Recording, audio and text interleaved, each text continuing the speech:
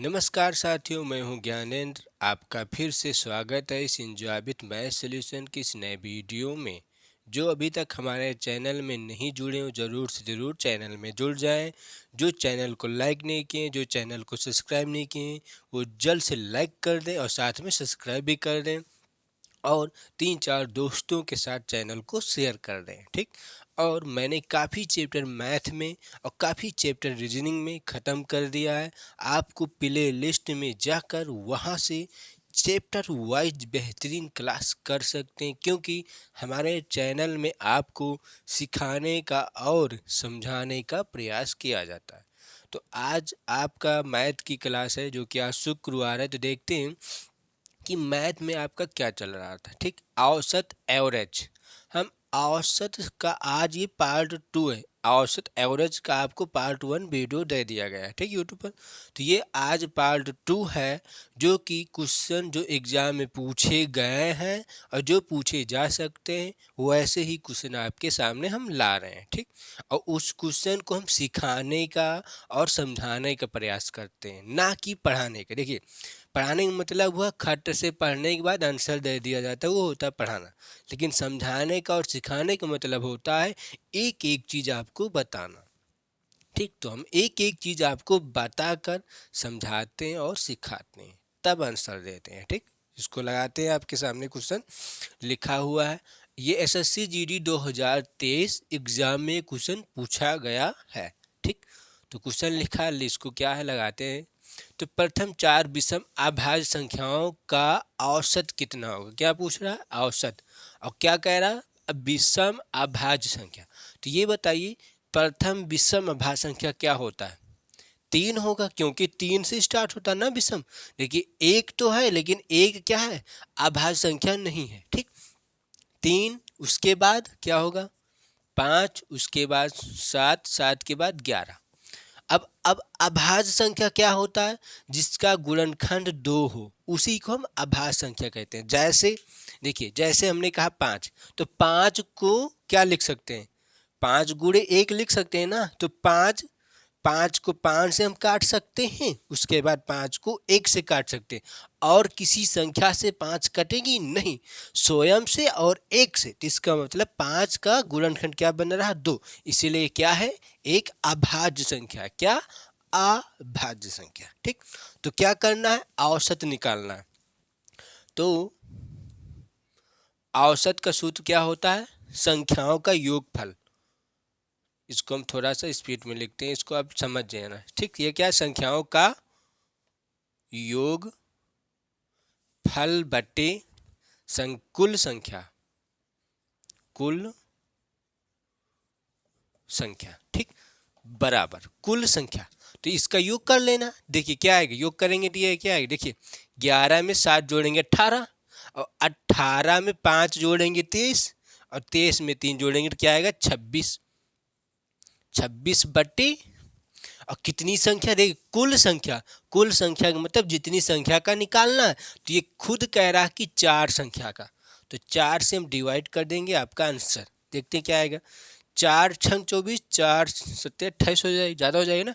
4 छंग 24, बचेगा 2, पॉइंट लगाएंगे, 0 बढ़ाएंगे 20, और 4 पंचे 20। तो यही हो जाएगा क्या, आपका आंसर 6.5।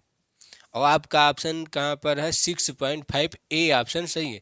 और ये क्वेश्चन एसएससी जीडी में पूछा गया था 2023 एग्जाम में। जो 2024 फरवरी में जो एग्जाम है, हो सकता है इससे क्वेश्चन आ जाए। ये क्या कह रहा है, प्रथम 4 विषम अभाज्य संख्या ना। अब की क्वेश्चन क्या बन सकता है कि प्रथम 4 सम संख्या, यहीं पर क्या कह देगा, सम संख्या।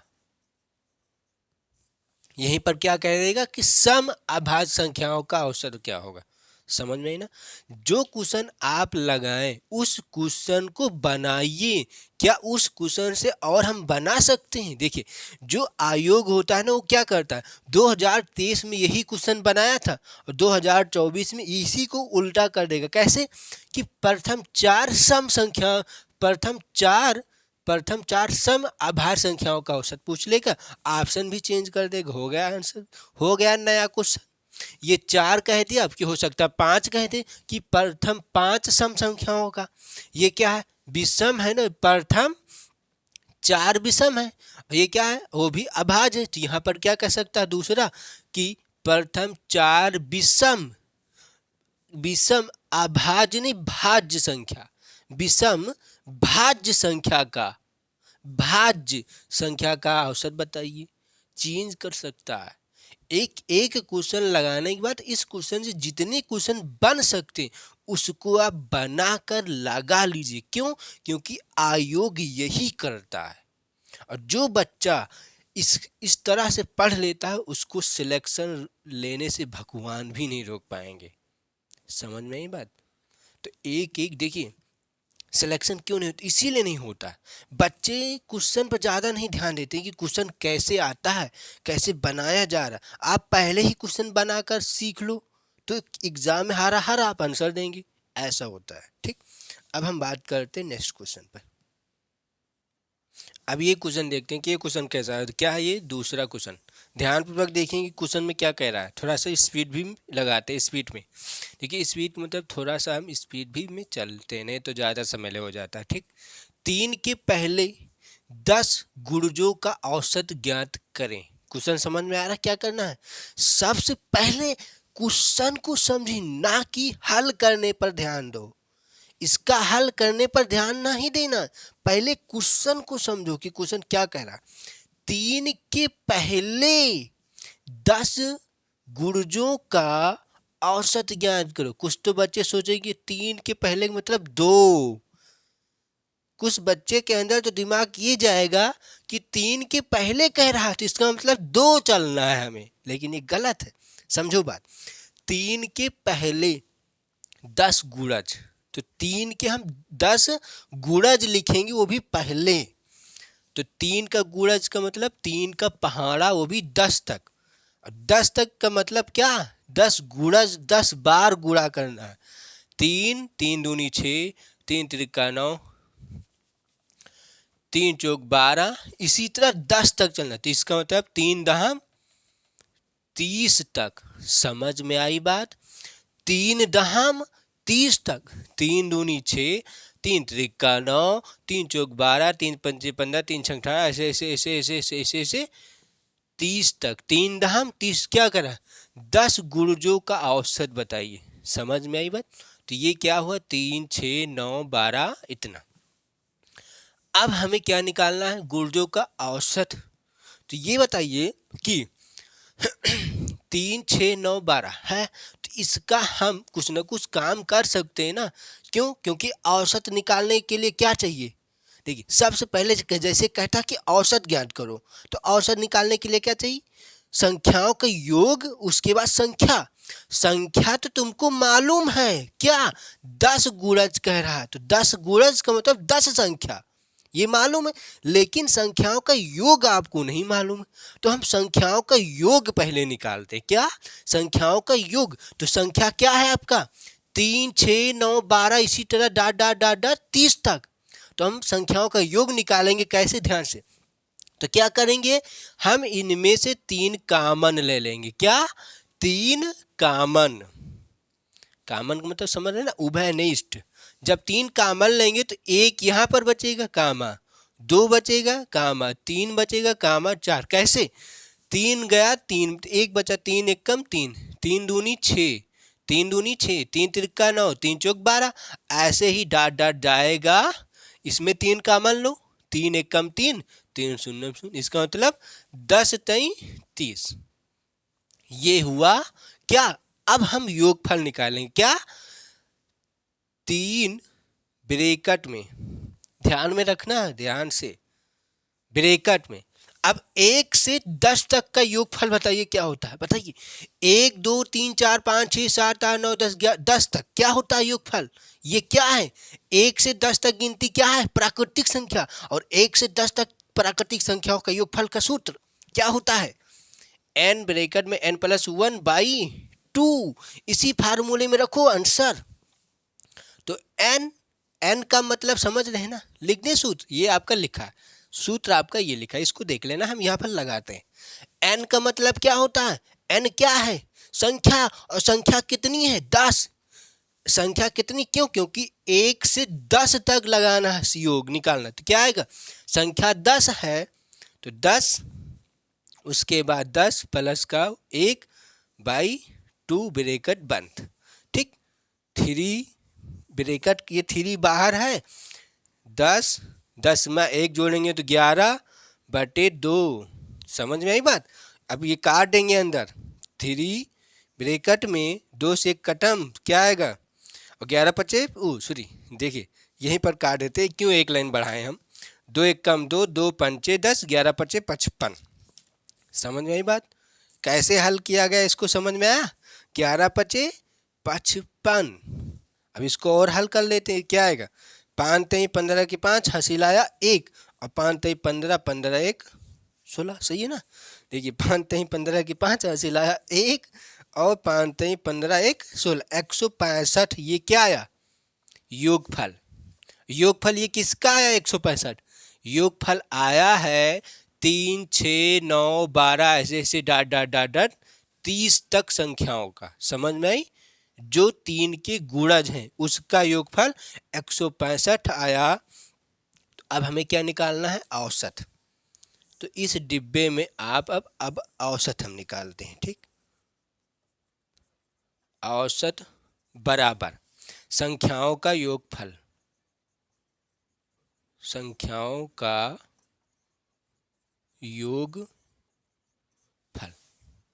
इसको थोड़ा सा हम ऊपर लिख देते हैं, अभी लिख देंगे। ठीक, इसको ये यहाँ तक है, बटे कुल संख्या। हमें सूत्र लिखना नहीं चाहिए, लेकिन हम आपको सूत्र लिख देते हैं, इसलिए आपको याद होना चाहिए। सूत्र याद ही, अभी लिख दिया आपको फिर ध्यान में आ जाएगा, कल भी लिख देंगे फिर ध्यान में आ जाएगा, आपको याद हो जाएगा। समझ में आई। याद करने का कोई ज़रूरत नहीं, याद कुछ नहीं किया जाता, बस उसको पर डे देखना है। बस आपके सामने नज़र में क्या आया, औसत बराबर संख्याओं का योग बटे कुल संख्या आया ना। आज इस वीडियो में नज़र में आया, कल भी नज़र में आएगा, परसों भी नज़र में आएगा, आपको याद हो जाएगा। ठीक, संख्याओं का योग तो क्या आएगा 165 बटे कुल संख्या। तो कुल संख्या कितनी है 10, क्योंकि 10 गुणजों का कह रहा था, तो 10 आपका आंसर। सॉरी 10 आंसर नहीं, ये तो 10 संख्या। अब ये 1 0 हटाएंगे, ऊपर 1 अंक के बाद पॉइंट लगा देंगे, आपका आंसर तो क्या आएगा 16.5 हो गया आंसर। 16.5 आपका आंसर। और आपके ऑप्शन में कहाँ पर दिया गया, सी ऑप्शन। और ये क्वेश्चन किसमें पूछा गया था, SSC GD 2023 जनवरी या फरवरी में पूछा गया था। ठीक, मैंने डेट नहीं लिखा है कि किस डेट को ये क्वेश्चन पूछा गया था और किस शिफ्ट में, लेकिन ये SSC GD में पूछा गया, जो जनवरी फरवरी मार्च में एग्जाम हुआ था। ठीक, ये आपका क्वेश्चन हो चुका है। क्वेश्चन कैसे लगाया गया आपके सामने है। अब हम बात करते हैं नेक्स्ट क्वेश्चन पर। अब ये क्वेश्चन देखते हैं कि इस क्वेश्चन को हम कैसे लगाएंगे। क्वेश्चन को ध्यान से देखना, क्या है, 45A प्लस 45B बराबर 6750 है, तो A और B का औसत ज्ञात करो। ये ऑप्शन, ये किस एग्जाम में पूछा गया था, देखते हैं, SSC GD। और किसमें, 2023 किस में पूछा गया था, SSC GD 2023 एग्जाम में क्वेश्चन पूछा गया था। ठीक, देखते हैं क्या है, कैसे लगाएंगे। तो क्वेश्चन में क्या समझ में आया, आपको ध्यान से देखिए क्या समझ में आया कि 45A प्लस 45B बराबर इतना है, तो A और B का औसत बताना। किसका बताना है औसत, A और B, ना कि 45A का और 45B का। इसका नहीं बताना, किसका बताना है, A और B को, A और B का औसत बताना। तो यहाँ तो 45A लिखा है ना, तो क्या करेंगे हम, 45 को गायब करना पड़ेगा। इस 45 को गायब करो, तभी A और B का औसत निकलेगा। समझ में आई बात। क्वेश्चन में क्या करना है, देखते हैं, लगाते हैं। तो 45A प्लस 45B बराबर 6750। तो क्या हम इसमें 45 कामन ले सकते हैं ना, कामन लेंगे तो क्या आएगा, A प्लस b बराबर इतना, तो a प्लस b बराबर इतना बटे इतना। समझ में आया ना बात? इतना बटे इतना। तब जब हम इसको काटेंगे तो ये क्या है, 45 है। जब काटे पीटेंगे देखते हैं क्या आता है। तो यहाँ से निकालेंगे हम a प्लस बी बराबर, ठीक। तो यहीं पर हम थोड़ा सा जैसे और एक चीज़ कर लें, तो थोड़ा सा हम इसी में शॉर्टकट कर दें। देखिए शॉर्टकट का मतलब यहीं पर हम औसत अब निकाल लें, तो समझ में आ रही ना बात? यहीं पर हम औसत निकाल लें तो कोई दिक्कत तो नहीं रहेगी ना आपको? समझ में आ रही ना बात? औसत निकाल लें तो यहीं पर नहीं समझ में तो ऐसे पहले निकाल देते हैं, नहीं तो आपको नहीं समझ में आ सकता, गलत हो जाएगा। देखते हैं। हाँ, तो इसको पहले यहीं पर हम काट लेते हैं। किससे हम काट दें? 5 से काट लेते हैं पहले। 5 9 45, ध्यान से देखना है। 5 एकम 5 क्या आएगा, 1 बचेगा 17 और 5 तई 15, 2 बचा 25, 50 25, 5 शून्य 0। अब हम किससे काट दें? 9 से, क्योंकि 9 से डायरेक्ट से उड़ाओ। अब 9 एकम 9, 9 एकम 9, 9 दूनी 18,000 हो जाएगा यहाँ पर। 9 एकम 9 कितना बचेगा? 3 उधर 1 इधर, हो जाएगा कितना? 45, और 9 पचे 45 और 9 शून्य 0। तो क्या आएगा आपका यहाँ पर? 150। आप जितनी हाली इसको काट देंगे उतनी हाली आपका आंसर आएगा। तो ये क्या निकल के आया? ये अभी कुछ नहीं निकल के आया, ये अभी कुछ ही है ही नहीं, बस ये तो क्वेश्चन है। इसको तो अभी हमने सिर्फ हल किया है। अब क्या है? ए और बी का औसत बताना, ठीक। तो ए और बी का औसत, तो अब हम यहाँ पर देखते हैं इस डिब्बे में औसत। तो औसत क्या होता है? संख्याओं का योगफल का योग लिख देते हैं बस हम। क्या लिखते हैं? योग बटे कुल संख्या, ठीक, बराबर संख्याओं का योग बटे कुल संख्या। तो ये बताइए, ये जो 150 आया ये क्या चीज है? देखिए हमें तो पता क्या चीज है, हम डायरेक्ट कर सकते, तुरंत लगा सकते, 1 मिनट में आंसर दे सकते। लेकिन आपको ना पता हो तो, क्योंकि आपको तो पता होगा, लेकिन आपके ही तरह, आपके ही जैसे काफ़ी बच्चे होते हैं कि उनको नहीं पता होता। क्यों? क्योंकि मुझे सबको एक साथ में लेके चलना है, ना कि आपको, ठीक। तो देखते हैं ये ए क्या है। सॉरी, ये संख्याओं का योग का मतलब क्या हुआ? अब इसमें ये बताइए संख्या कितनी है, ये बताओ संख्या कितनी है? ए और बी ही तो संख्या है, ए और बी ही दो ही तो संख्या है। तो ये क्या है? ए है, ये बी है, और ये संख्याओं का योग का मतलब ए पहली संख्या और दूसरी संख्या का योग ही दिया गया है 100 150। तो यहाँ पर 100 150, इसका 150 लिख दे, 100 का मतलब 150, ठीक। उसके बाद अब दो ही तो संख्या है, दो ही तो संख्या है, तो 2 से डिवाइड कर दो इसको, आपका आंसर हो गया काम। 2 सत्ते 14, एक आएगा, देखना 2 सत्ते 14, एक बचेगा, 2 पंचे 10। तो क्या निकल के आएगा? 75। और आपका ऑप्शन ए दिया गया है। हम डायरेक्ट ही कर सकते हैं ये कि औसत संख्याओं का योग 150 दिया गया, लेकिन आपको ना समझ में आए तो इसीलिए एक एक चीज मैं आपको बता रहा हूँ। क्योंकि एक हमारे फ्रेंड थे, वो कह रहे थे कि जब हम मोबाइल से पढ़ते हैं तब हम क्वेश्चनों का आंसर दे देते हैं, लेकिन जब मैं खुद से लगाता हूँ तो हम आंसर ही नहीं समझ में आता है कि इस क्वेश्चन को कैसे लगाएं। इसीलिए होता है। क्यों? क्योंकि क्वेश्चन को आप समझते ही नहीं है। जब समझेंगे नहीं तो आंसर कैसे आएगा? जैसे तुमको पता ही नहीं संख्याओं का योग अब कैसे निकालेंगे, तो क्योंकि संख्याओं का योग ही 150 दिया गया है यहाँ पर। क्यों? क्योंकि ए और बी दो ही संख्या ही है, तो हम 150 रखेंगे और 2 से डिवाइड कर देंगे इसको, तो क्या आएगा? 75, आपका आंसर हो जाएगा। ये एसएससी जीडी 2023 में पूछा गया था। अब 2024 में जो एग्जाम होगा, अब इसका क्वेश्चन कैसे चेंज कर सकता है कि बताइए कैसे चेंज कर सकता है ये जो 45 है, ये 45 को दूसरा कुछ दे देगा। अब नहीं तो सिर्फ a प्लस बी, देखिए a प्लस बी बराबर 150, डायरेक्ट ये जो आपका ये है इसी को उठाकर यहीं पर धर देगा क्वेश्चन में ही, और कह देगा कि a और b का औसत बताइए, a और b का औसत बताइए। तो डायरेक्ट आपका तो तुरंत ही लग सकता है ना। इसी तरह से क्वेश्चन बनते हैं, और प्रीवियस पेपर लगाने का मतलब यही होता है कि हमें क्वेश्चन बनाना चाहिए। ये क्वेश्चन आया है एग्जाम में, तो इसी तरह के क्वेश्चन कितने बन सकते हैं वो बनाकर लगा लो आप पहले ही, क्योंकि आयोग यही करता है और ऐसे ही क्वेश्चन बनता है। हम ऐसे नहीं बता रहे, हम काफ़ी प्रीवियस पेपर देखते हैं तब ये क्वेश्चन आपके सामने लाते हैं। कब काफ़ी प्रीवियस पेपर से, काफ़ी बुक से क्वेश्चन ढूंढ ढूंढ कर आपके सामने लेके आते हैं। समझ में आई बात? ऐसे नहीं उल्टा सीधा क्वेश्चन लाते हैं। ठीक, तो ये क्वेश्चन हो चुका। अब हम बात करते हैं नेक्स्ट क्वेश्चन पर।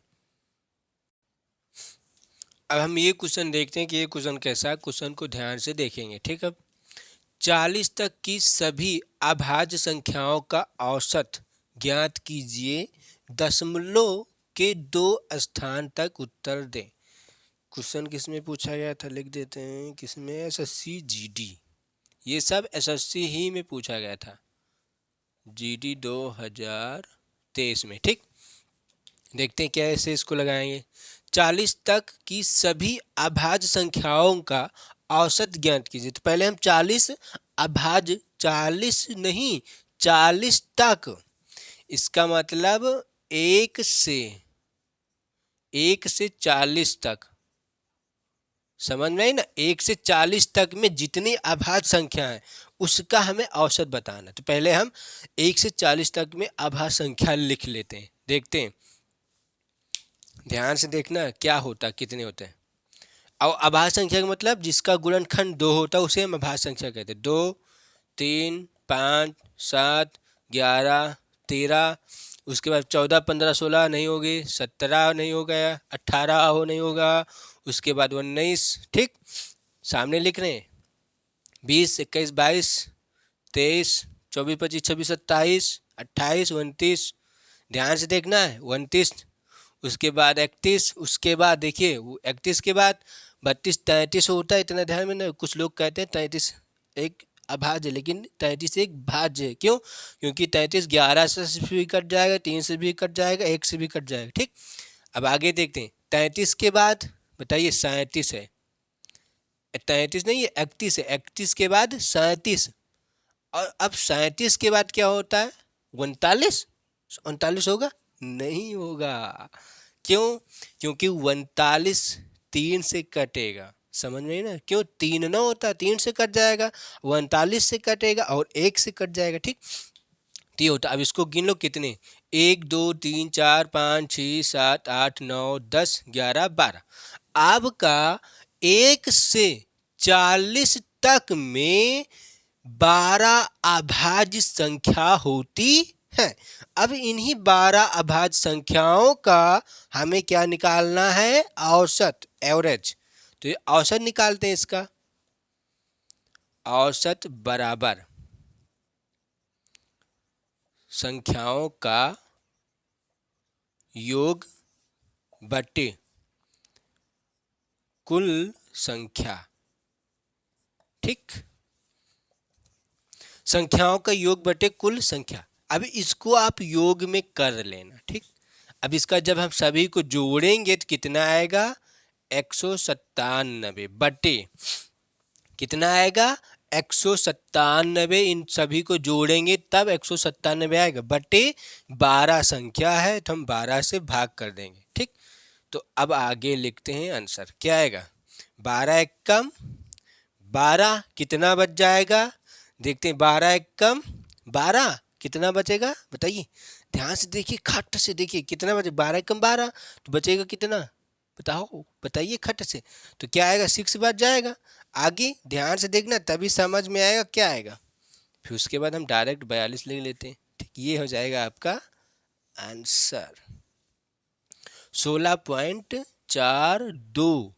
तो 16.42 बी ऑप्शन सही है। इसको आप डिवाइड कर लेना, मैंने इसका डायरेक्ट ही लिख दिया है, थोड़ा डिवाइड करेंगे समय लग सकता है। ठीक, जिसको आसान सा है इसको आप डिवाइड कर लेना, आपका आंसर ये सही है। ठीक, तो ये क्वेश्चन एसएससी जीडी 2023 एग्जाम में पूछा गया था। क्वेश्चन कैसा कुछ है नहीं है, बस हमें संख्या मालूम होना चाहिए कैसे संख्या निकाली जाती है। ठीक, अब हम बात करते हैं नेक्स्ट क्वेश्चन पर।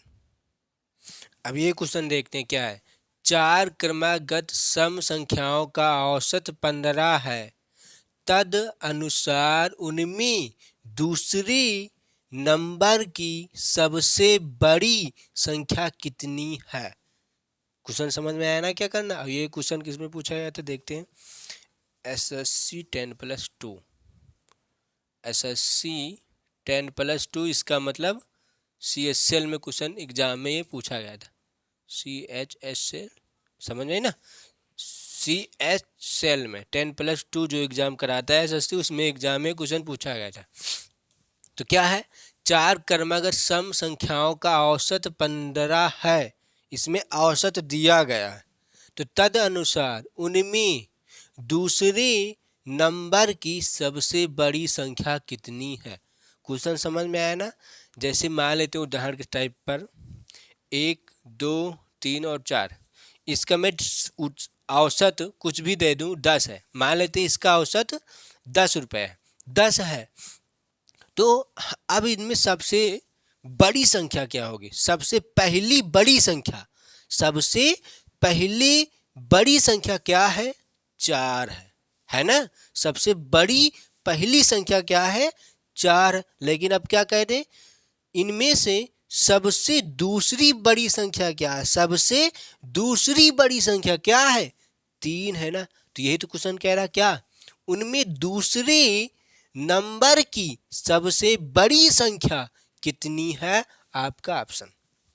समझ में आया ना इसका मतलब। अब हम लगाते हैं, समझ में आया ना कैसे निकालना है।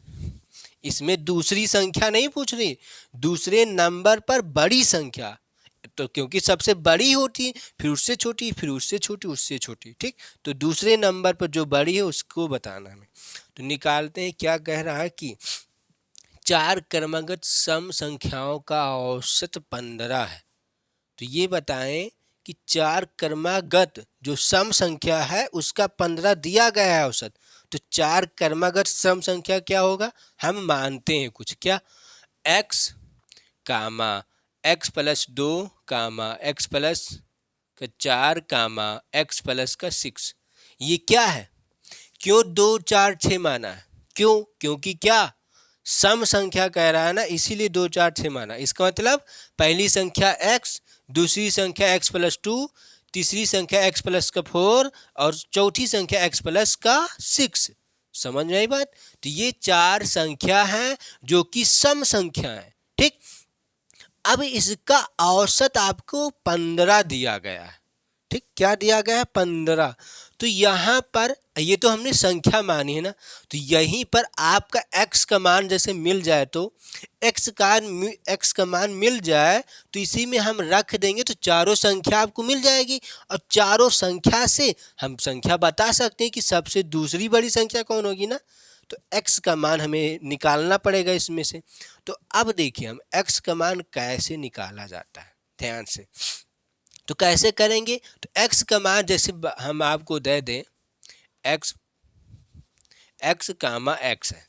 अब हम कहें इसको कुछ करके मान लेते हैं 10 दिया गया, हम कहें x का मान बताओ। तो यहाँ पर क्या करेंगे, x प्लस का x बराबर 10 करेंगे, हो जाएगा 2x बराबर 10। तो x बराबर 5 आएगा ना x का मान। तो क्या किया आपने, ऐड किया, क्या किया, ऐड, जोड़ दिया ना। तो वहीं पर हम यहाँ पर क्या करेंगे, ऐड करेंगे। और ये भी ध्यान में रखना, जब ऐड करेंगे तो ये क्या है, ये यहाँ पर एक संख्या है ना कि औसत है। क्वेश्चन का मतलब ध्यान पूर्वक समझेगा, इसीलिए हम आपको एक एक चीज समझा रहे हैं। इसमें क्या आएगा, इसको हम ऐड करते हैं, क्या निकालेंगे, योग, लिख देते हैं योग फल। ठीक, क्या करेंगे, योग फल निकाल रहे हैं, प्लस x प्लस का 2 प्लस x प्लस का 4 प्लस x प्लस का 6 बराबर, ये क्या है, योगफल। क्या है? योगफल। तो इधर भी तो योगफल निकालना पड़ेगा।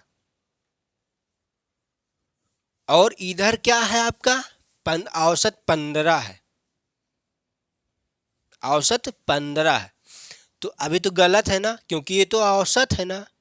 आप ये बताइए कि जब, थोड़ा सा यहाँ पर देखिए, जिसे हम कहें कि संख्या, ठीक, संख्या 5 है, औसत 6 है, उदाहरण टाइप में संख्या 5 है, औसत 6 है, तो योगफल बताइए। योगफल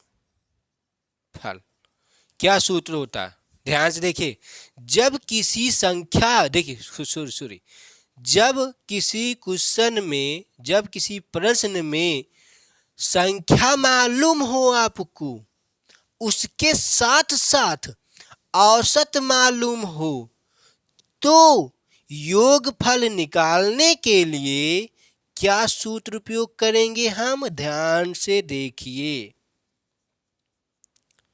औसत गुणे कुल संख्या। कुल संख्या लिख देते हैं, कुल संख्या। ये सूत्र कब लगेगा? जब संख्या दिया हो आपको, जब आपको संख्या मालूम हो, उसके साथ साथ औसत मालूम हो, तब हम क्या लगाएंगे योगफल के लिए सूत्र? औसत गुणे कुल संख्या। इसको आप लिख लेना और याद कर लेना। समझ में आई? कब के लिए सूत्र लागू होगा? जब औसत दिया हो, संख्या दिया हो। ठीक, अब इस पर आते हैं। आप ये बताइए क्या है? औसत है, देखिएगा, थोड़ा सा ध्यान दीजिए। क्या औसत कितना है? 15। और क्या इसमें आपको संख्या मालूम है? हाँ मालूम है। कहाँ पर, कैसे? ध्यान से, 4 क्रमागत सम संख्या। 4 कह रहा ना, तो इसका मतलब संख्या कितनी है? 4 ही तो रहेगी। संख्या 4 है, औसत 15 है, तो योगफल निकाल लीजिए इस फार्मूले से, हो गया काम। तो हमने क्या बताया? औसत, औसत लिख दिया गया, गुणे लगाते हैं कुल संख्या। तो कुल संख्या कितनी है? 4, तो 4 से गुणा कर देते हैं, तो ये क्या निकल के आएगा? योगफल। अब ये बन जाएगा क्या? ये योगफल है, और ये क्या है? योगफल है। तो दोनों योगफल क्या बराबर कर रहे हैं ना? क्यों? तभी तो हमारा आंसर आएगा। ठीक, अब इसको कर लेते, इधर कुछ है नहीं। 4x प्लस, जोड़ो, 4 में 2 जोड़ेंगे 6, 6 6 12 बराबर 15 चौको 60। 4x बराबर 12, इसमें से घटा देते हैं, कितना आएगा? देखिएगा, जब 12 इसमें घटाएंगे तो 48, 48 ही तो बचेगा, क्योंकि 10 से 2 है 8, इधर जाएगा 5 से 4 जाएगा 1, ठीक हो जाएगा ये 48। तो x बराबर काट लेते हैं, 4 1 कम 4 और 4 दूनी 8। x का मान क्या निकल के आया? 8। x का मान 8 मालूम हुआ हमें।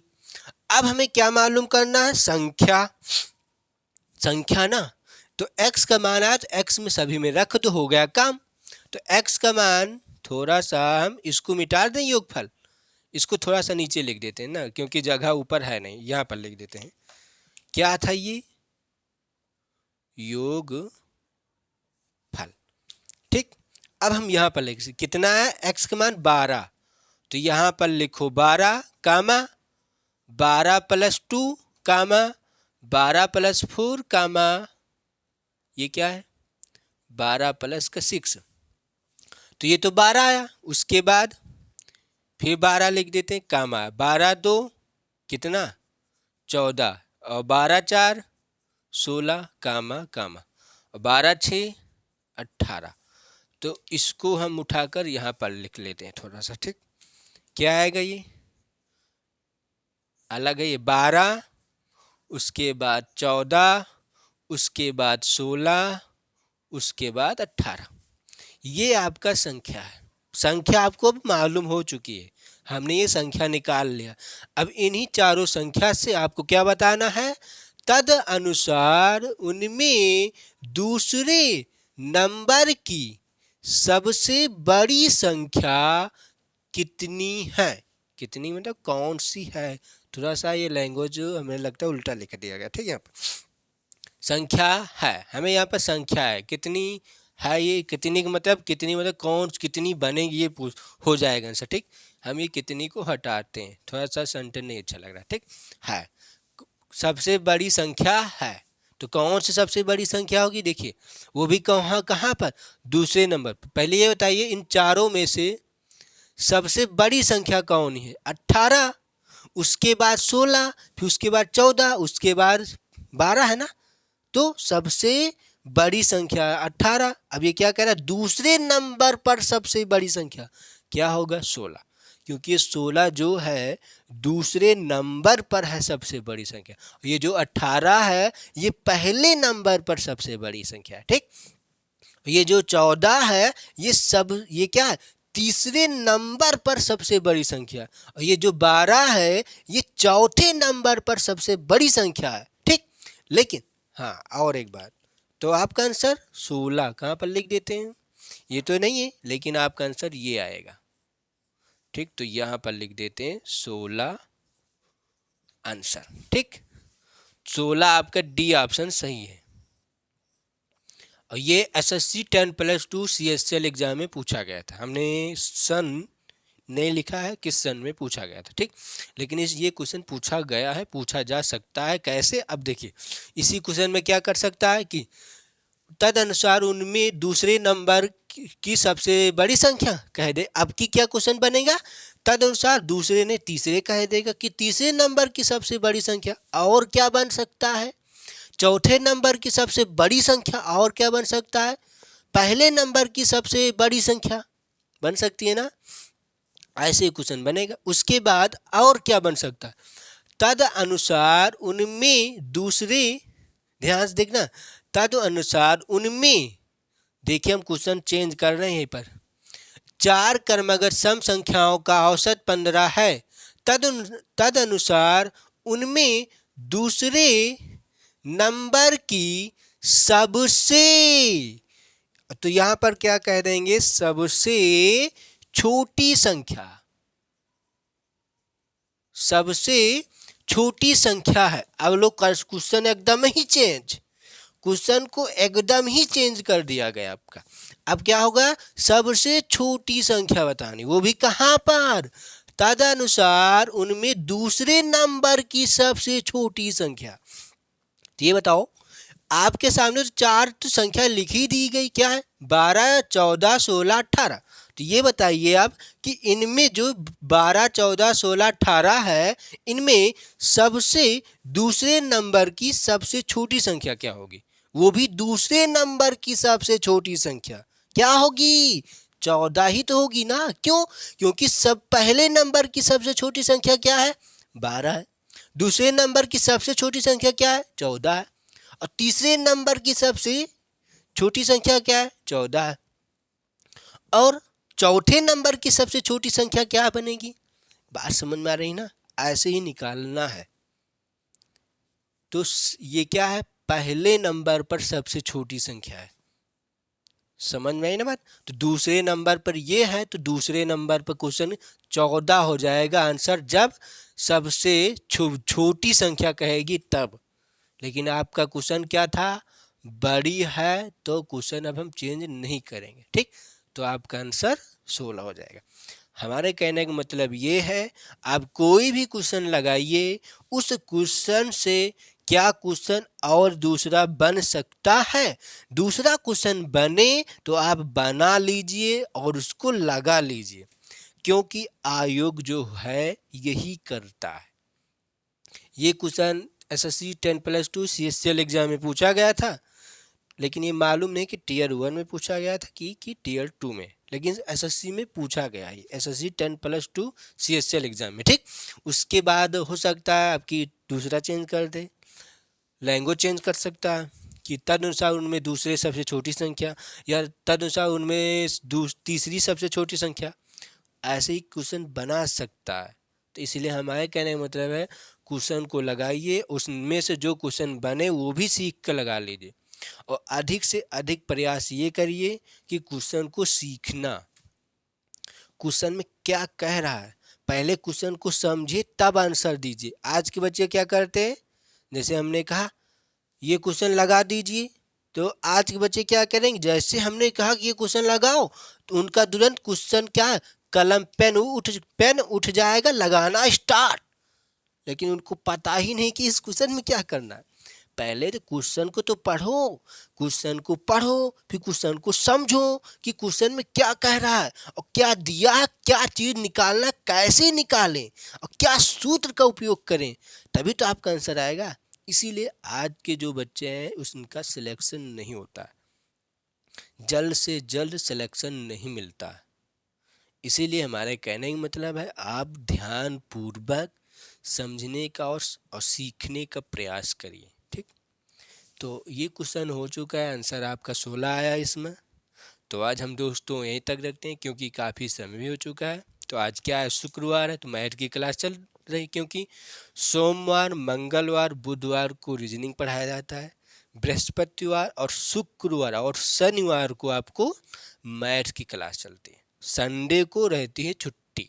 ठीक, तो ये क्वेश्चन हो चुका है, तो मिलते हैं शनिवार को, क्योंकि इनमें अब एक क्योंकि हमें एसएससी सीजीएल लेवल तक कवर करना है, एमटीएस है, सीपीओ है, बैंक है, इन सभी लेवल तक कवर करना है। तो ये सब तो क्वेश्चन अभी नॉर्मल क्वेश्चन, छोटे छोटे क्वेश्चन दिए गए हैं आपके लिए, अभी से हार्ड क्वेश्चन लाएंगे अभी। ठीक, क्योंकि देखिए हार्ड तक अभी जैसे हम तुरंत आपको हार्ड दे देंगे तो नहीं समझ में आएगा, इसीलिए छोटा छोटा छोटा, क्योंकि एक एक बूंद से घड़ा भरता, तो छोटे छोटे क्वेश्चन से हम बड़े बड़े क्वेश्चन की ओर हम पहुंच जाएंगे। ठीक, पहले छोटे छोटे क्वेश्चन को लगाना सीखिए, फिर उसके बाद एक दिन बड़ा क्वेश्चन आप लगा ला जाएंगे। बात समझी ना। तो मिलते हैं नेक्स्ट की क्लास में। जय हिंद, जय भारत।